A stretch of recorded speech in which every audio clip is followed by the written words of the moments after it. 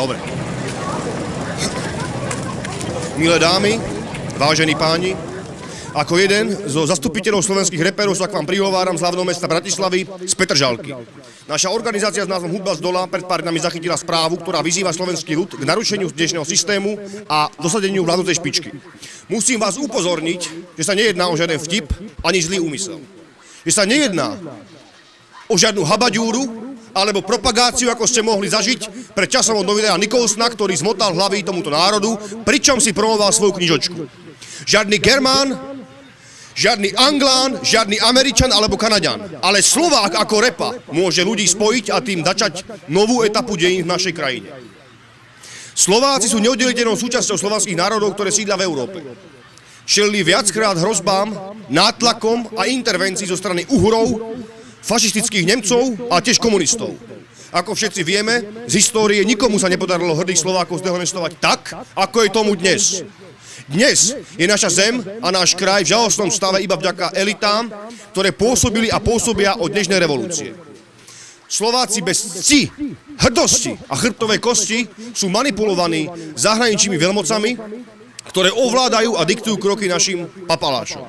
Slovenský ľud vďaka tomu trpí, naše hospodárstvo plače, naše zdravotníctvo krváca, naše školstvo degeneruje, naša kultúra je čoraz viac zatláčaná do úzadia a naša ekonomika, tá je na tom naozaj na piču.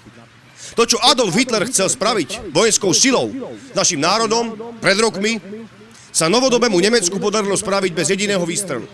Dokonca my sami sme sa hodili tejto mašinérii pod kolesa. Sľubovali meniť menu, nie cenu. Sľubovali viac, ako v reále sa slúbiť dalo. Sľubovali, že naši deti sa budú mať lepšie, no skutočnosť je iná.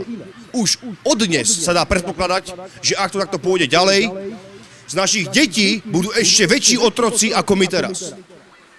Mám pocit a myslím, že je ideálny čas nastoliť vládu ľudu. Je najvyšší čas, aby naša krajina, naša nádherná krajina, naša zem, bola vytrhnutá z rúk judášov, ktorí ju vykoristujú a páchajú vlastizradu na svojich vlastných bratov a sestry. Verte mi, že nič není jednoduchšie, ako zobrať spravodlivosť do vlastných rúk. Nebude ľahké zoskupiť sa a zorganizovať, ale bude to stať za to. V stávke je naša sloboda a nezávislosť od iných parazitných krajín a národov.